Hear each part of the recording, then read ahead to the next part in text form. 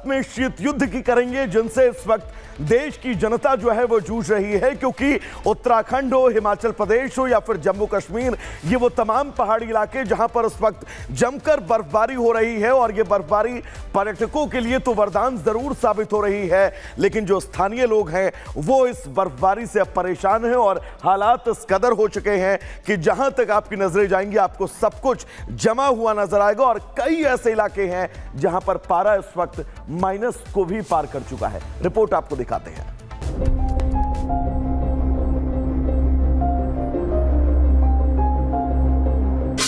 सफेद चादर से ढके पहाड़, जम्मू से हिमाचल तक बर्फ का प्रहार, पहाड़ पर सड़कें हुई जाम, उत्तराखंड में बर्फबारी से कोहराम,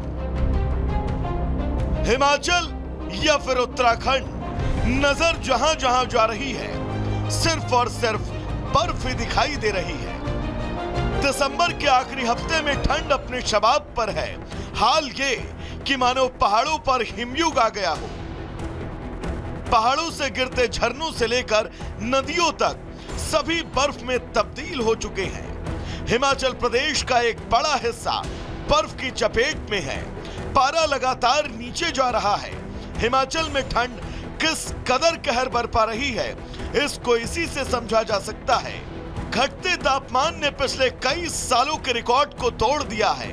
बीते कई दिनों से हिमाचल में बर्फबारी का दौर है। कई इलाकों के हालात ये कि पारा 0 डिग्री के नीचे बना हुआ है, वहीं कई इलाकों में पारा 0 पर बरकरार है। पिछले 24 घंटे में हिमाचल के अधिकांश इलाकों में तापमान 0 से नीचे दर्ज किया गया। सबसे कम न्यूनतम तापमान लाहौल स्पीति के आदिवासी इलाके में जहां -10.6 डिग्री सेल्सियस दर्ज किया गया, वहीं काजा में तापमान -6.9 डिग्री, जबकि कुकुमसेरी में -8.2 डिग्री सेल्सियस दर्ज किया गया। आईएमडी के मुताबिक किन्नौर जिले के रिंकांगपिओ में तापमान -0.9 डिग्री सेल्सियस दर्ज किया गया, वहीं मनाली में -0.3 डिग्री सेल्सियस दर्ज किया गया। प्रदेश की राजधानी शिमला में तापमान 2 डिग्री सेल्सियस रहा, जबकि किन्नौर के कल्पा में तापमान -4 डिग्री सेल्सियस दर्ज किया गया। हिमाचल की बर्फबारी का लुत्फ उठाने के लिए देश भर से पर्यटक पहाड़ों का रुख कर रहे हैं, लेकिन पर्यटकों की बड़ी संख्या और मौसम का बुरा हाल दोनों ने मिलकर स्थिति को अब और भी ज्यादा खराब कर दिया है। हिमाचल के कई जिलों में भारी बर्फबारी के चलते अटारी और लेह, कुल्लू जिले में सैंज और ओट, किन्नौर जिले में खाप संगम और लाहौल और स्पीति में 3 राष्ट्रीय राजमार्गों सहित कुल 226 सड़कें यातायात के लिए बंद कर दी गई हैं। तो यहाँ तक संपर्क मार्गों का और मुख्य मार्गों का प्रश्न है, तो जो राजधानी को जो मार्ग जोड़ते हैं वो अन्य राज्यों से वो तो खुले हैं। शिमला से ऊपरी शिमला की तरफ जाने वाले मार्ग को कल लगभग खोल दिया गया था, लेकिन उसमें क्योंकि आपको मालूम है कि टेम्परेचर बहुत डाउन है और सड़कों पर फिसलन बहुत ज़्यादा है, तो इसलिए जो अर्ली मॉर्निंग आवर्स में और लेट इवनिंग आवर्स में लोगों को ऐसे मार्गों पर न जाने की सलाह दी गई है। और जहाँ पर भी बाइफर्केशन है वहाँ पर पुलिस द्वारा जो है वो पर्यटक और स्थानीय लोगों का मार्गदर्शन भी किया जा रहा है। बर्फबारी और लगातार गिरते तापमान ने उत्तराखंड के लोगों का हाल बेहाल कर दिया है। बर्फबारी के चलते गंगोत्री राष्ट्रीय राजमार्ग पूरी तरह बाधित है। सोनघाट से गंगोत्री के बीच करीब 1 फीट बर्फ है। सड़क खुलवाने के लिए बीआरओ ने पूरी ताकत झोंक रखी है। उत्तराखंड में मौसम लगातार बदल रहा है, जहां एक और पर्वतीय इलाकों में बारिश और बर्फबारी से तापमान माइनस में है, तो वहीं मैदानी इलाकों में शीतलहर और बूंदाबांदी ने ठंड को बढ़ा दिया है।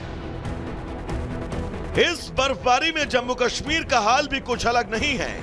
कश्मीर घाटी में भारी बर्फबारी ने पूरे इलाके को सफेद चादर में लपेट लिया।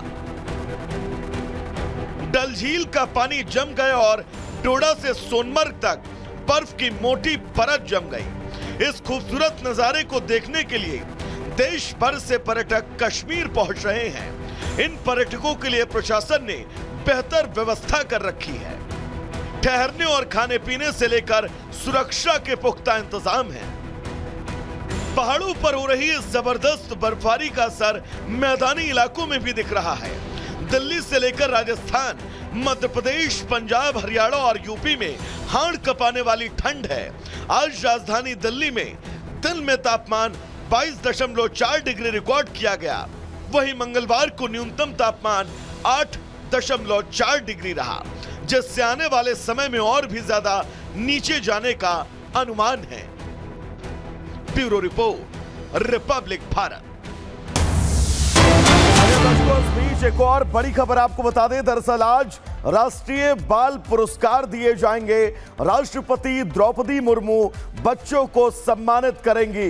भारत मंडपम वो स्थान जहां पर इस पूरे कार्यक्रम को आयोजित किया जाएगा और 17 बच्चे ऐसे हैं, 17 बालवीर ऐसे हैं जिनको आज राष्ट्रीय बाल पुरस्कार से सम्मानित किया जाएगा।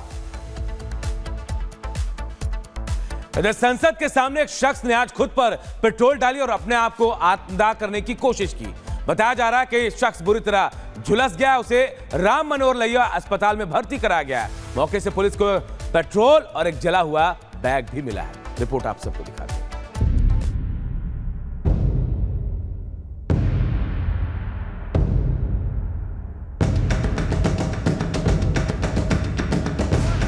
राजधानी दिल्ली में नए संसद भवन के सामने एक शख्स ने खुद पर पेट्रोल छिड़ककर आग लगाकर आत्मदाह का प्रयास किया, जिसके बाद मौके पर अफरा तफरी मच गई। पुलिस ने मौके पर पहुंचकर आग बुझाई और घायल को राम मनोहर लोहिया अस्पताल ले जाया गया, जहां बागपत के रहने वाले जितेंद्र कुमार का इलाज जारी है।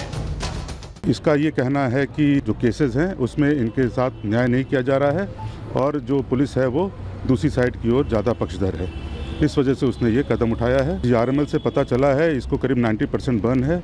हम लोग ने हॉस्पिटल के प्रशासन से बात की, इसको बेस्ट जो है वो इलाज दिया जाए।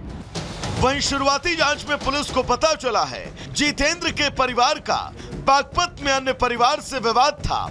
इसके चलते उसके परिवार के कई लोग जेल में हैं। इसी बात से वो दुखी था और बागपत से दिल्ली आया था। जितेंद्र के परिजनों का आरोप है कि इस केस में उनके साथ न्याय नहीं हो रहा। पुलिस दूसरी पार्टी का साथ दे रही है। पुलिस की कार्यशैली और होमगार्ड के उत्पीड़न से परेशान होकर जितेंद्र ने आत्मदाह का कदम उठाया। जो वो सुबह ये बोल के गए थे कि आज अगर जो मुझे न्याय नहीं मिला तो मैं आज कुछ अलग ऐसा करके जाऊंगा कि हाँ मेरा मतलब मैं अपना जीवन लीला समाप्त कर दूंगा, क्योंकि मैं न्याय के लिए बहुत जगह भटक चुका था और मैं अब अपने जीवन हार चुका था। मैं न्याय के लिए बहुत ही ज्यादा परेशान हूँ